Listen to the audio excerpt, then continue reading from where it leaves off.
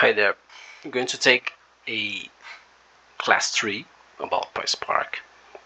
So we're going to talk about filters. So with the same, let's apply some change here that we're going to use in this class.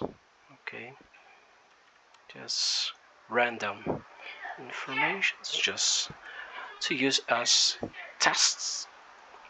Let's do it. Well, we're going to talk about filters. There's a lot of ways to filter a data. So if you want a specific filter, if you want just create a data frame with a specific filter, let's say, let's just run this. Let's say what we have. Now we have the column age. Okay, all of them have the same age. Let me change this to make sense. All of them have the same age. It's not the ideal scenario. Okay.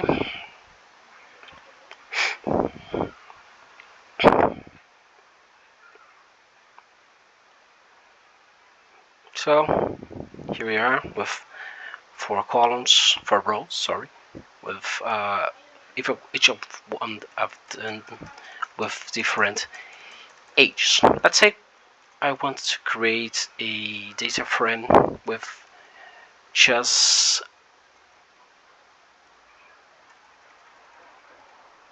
clients that has more than 30 years, equal or greater than 30 years. I would create a new data frame, df new. That's the way that you create a new data frame based on a previous one. So when you create a new data frame, you're not changing the pre-existing one unless you use the same name. I will show you in a minute about it. So let's talk about filter. Filter is the way that you use. There's a modern way to use filter. I will show you. Filter is the way that you use to just let. How can the way that I said? You just want a specific set of informations based in some conditions. Okay, I want to call the age. To call age equal or greater than 30. Okay, greater or equal than 30. This is going to return me an error. I will show in a bit why this is going to return an error. This is very important information. So this is with want function. Okay, this is with fail because of the importation. So he said call is not defined. So I don't know if you remember that I said that Pyspark is a functional data frame. It's based on functions. You can nest a lot of functions. So everything that is open and closed in parentheses in Pyspark is a function. So as filter is a function, call is a function. Okay, so everything here is a function. How can solve this? We need to import these functions. We have the option to import everything from functions. Okay, import everything. It's not a good practice to do it. Okay, it will work, but it's not a good practice to use to import everything. Okay.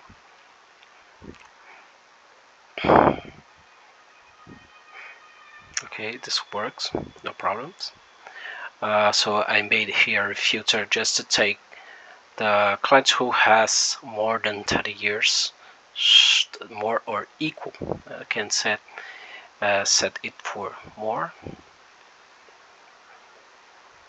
I'm creating a new direct frame based on a previous one existing data frame. So I'm just creating this new data frame without changing the original one. Okay. Only way you have to change the previous one is giving it the new one the same name. So if you do it, you're going to change the existing one to your new condition. So that is not what we want, and usually that is not the way that you go into work. Okay. So this show brings me the original data frame without filters. Okay. So as I mentioned, you can just import what you need from functions and filter. Okay. Filter, I think that is not need to import. Let's try it without import filter, if I'm not wrong.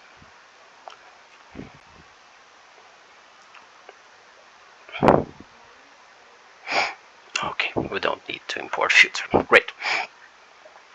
Well, I'm talking about right now about how to use in filters, filter in your data. And let's say you have more than one condition that you want to apply. Okay, and we have two ways to do it. You have to put, and if you want to put the both conditions inside the same filter, you can, or you can use two filters nested or not nested in a sequence.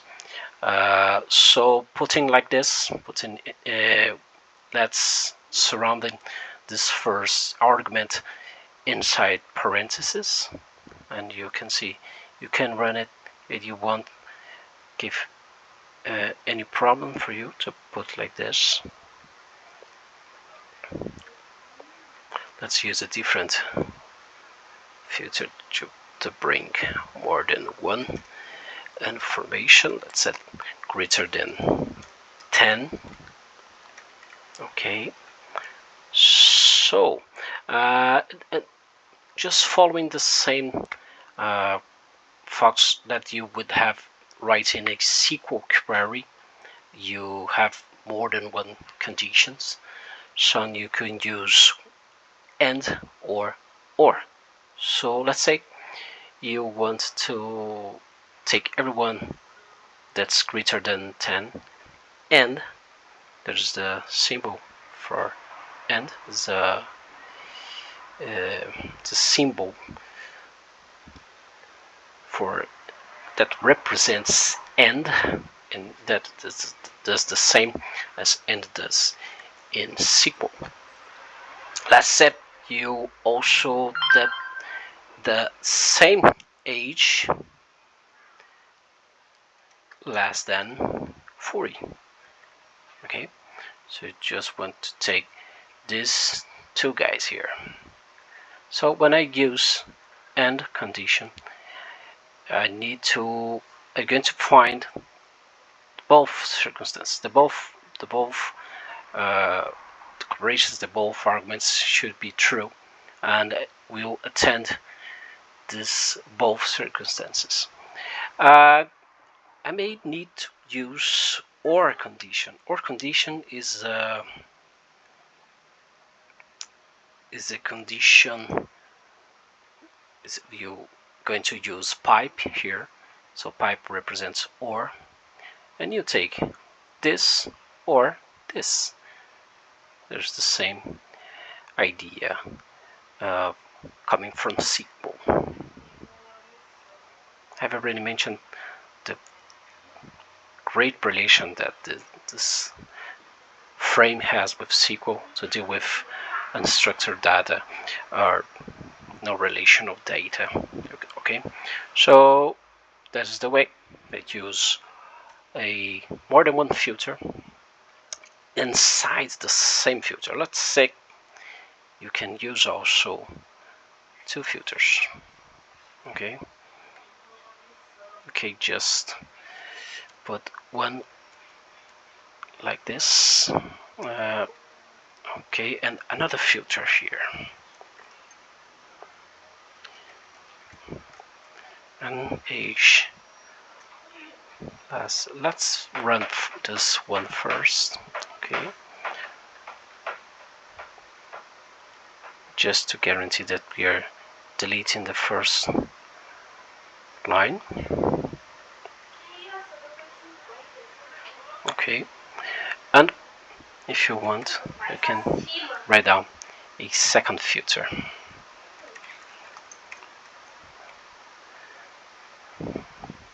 Call age less than 40.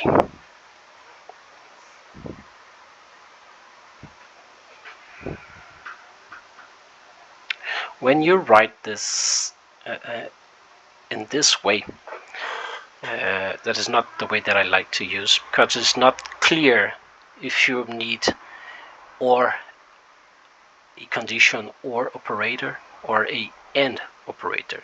When you put a filter at the side of another filter, we are always running an and operator.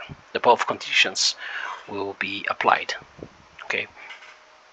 So beyond filter we have where, like SQL. Okay. And we can say, and two different ways here in where you can say use call as the same way.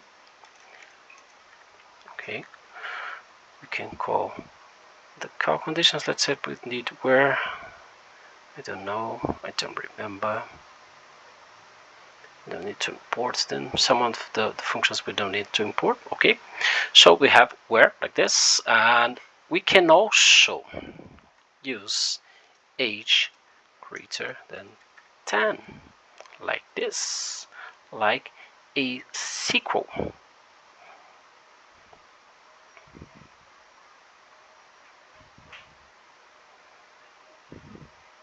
Okay, same way, same result. You can also put two words, but again, doesn't sound good to use. It's not a good practice. Put a lot of functions that apply the same or they're doing the same filters in the sequence way. Okay, less than 40. So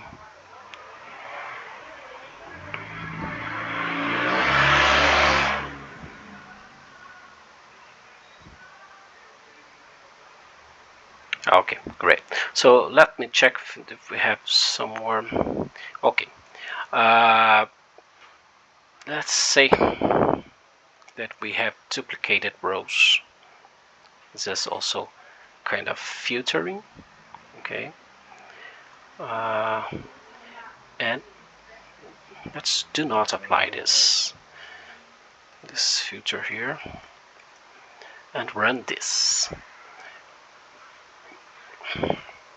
As you can see, you have two rows that are duplicated with the same values, and the basic way to get rid of that's not truncate equals false. The simplest way to get rid of it is using a distinct. Okay, but we have some points to consider before doing that. Okay, so this last two rows are equal to these two rows. So let's say you want this in distinct manner. So distinct dot show.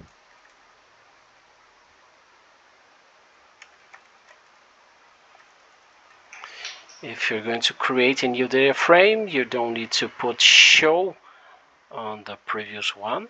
That said, you need to create a new one like this. You don't need to use show because it will work, but it's not to do it. Because always when you call your data frame, will show some data. It's not the behavior that you want running on your script. So always never forget to get rid of show on your final script.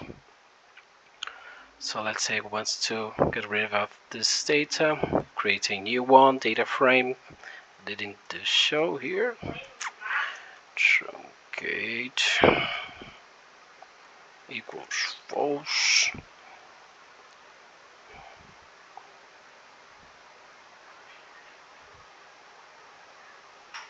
Okay, we didn't get anything here because there wasn't a show.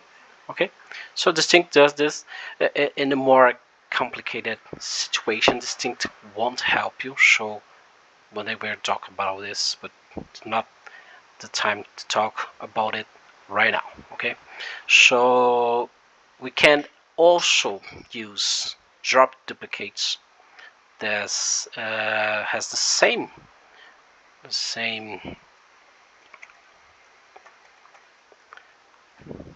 same behavior.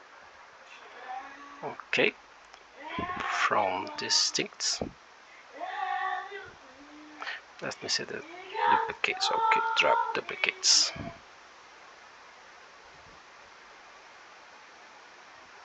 Okay, drop duplicates, and drop duplicates has a very interesting thing.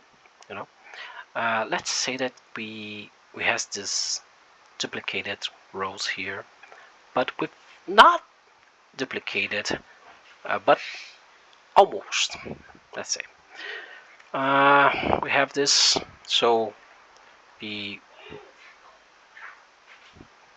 going to return all the informations because they are not duplicated. All those columns, all the three columns duplicated. No. So drop duplicates and distincts, they are considered, we're going to consider all the three rows, the three columns, so name, surname, and age, to drop or to get rid of some duplicated information. But let's say you can do it here. So just beg me a pardon if I do it wrong, because I don't remember. It's not a thing that I used to do too much, so I don't remember if we use like this or like this. I think it's like this. Okay, as I said, I run it here, so we got all the lines. But now drop duplicates, I'm asking the Pyspark to consider just the duplicates in column name. So if you have a duplicate in column name, get rid of it. That's it. What's happened?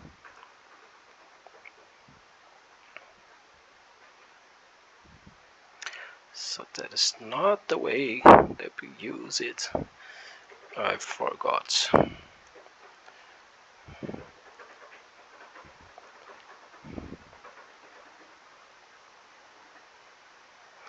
If I'm not wrong, I need to pass a subset for it. No, it's okay. That's like this, like a list of name of columns. So I'm asking if you find a column that has duplicates in the column name, get rid of it. So no matter what information are in other columns, we can see it more clearly if you change this for age, and we put everyone with the same age. Let's say 40 for everyone with 40. So just let the second one with 10 years old, and I'm saying, so look to the age column. If you get informations, duplicate informations, get rid of all the row. So the result is just columns that are duplicated, and you get 140 because one of them should stay. We should keep one of these columns. I'm not asking to get rid of all 40 rows that have 40. I'm asking you just to get rid of all others rows. And he always tries to keep the first occurrence. Okay, there's a way to set this. It's a more complicated situation to set, but it's also possible just to take the last one. Okay, but later we're going to see how this works. Now we are going to look at a other kind of filter, that is we need to use select and call. Okay, at the point here I can use inside select like this.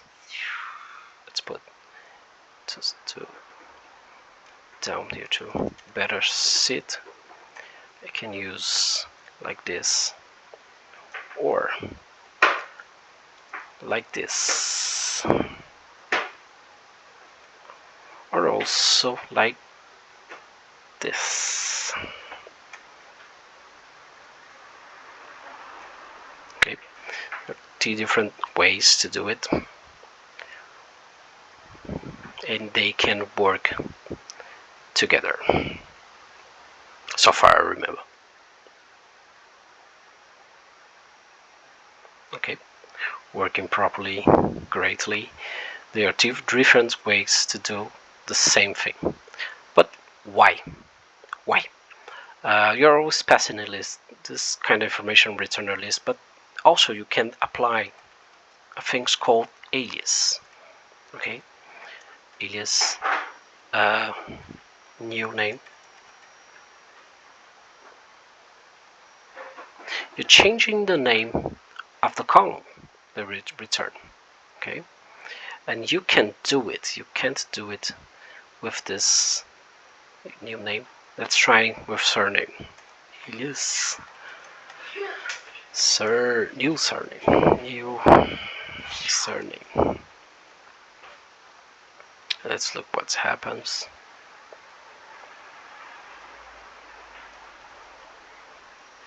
No, it doesn't work. Okay, so let's try with the last one.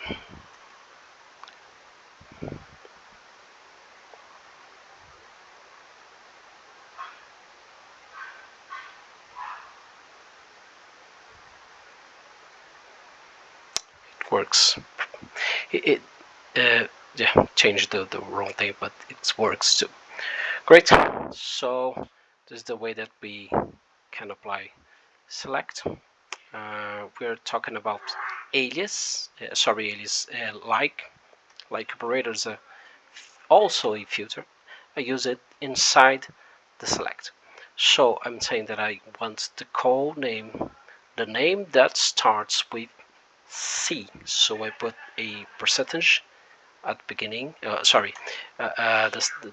letter that I wanted to check, and the percentage that represents everything about after this first letter that I put here.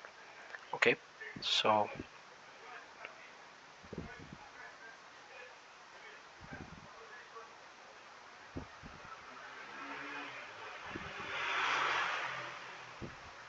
okay, uh, they're doing something interesting here, because they return me a boolean information.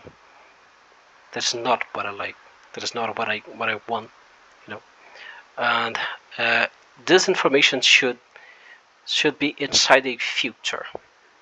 Okay, I will call the name, but the filter, let's use the same structure inside a filter that we're going to put here after the select. So take this,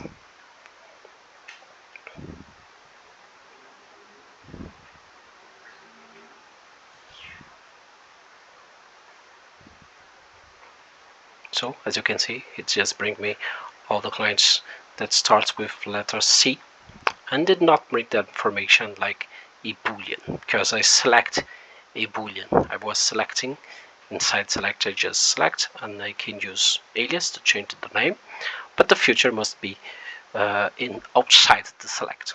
Okay, so we had the last one, that is the limit, that we were saying how much lines that we want it to retrieve, no matter how the number of lines that we put in the show.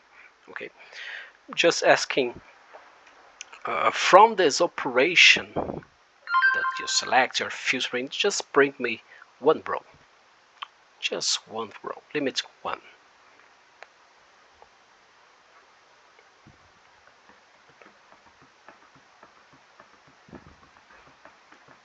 Okay, that's great. So it brings me the first information, the first occurrence after the filtering, just one row.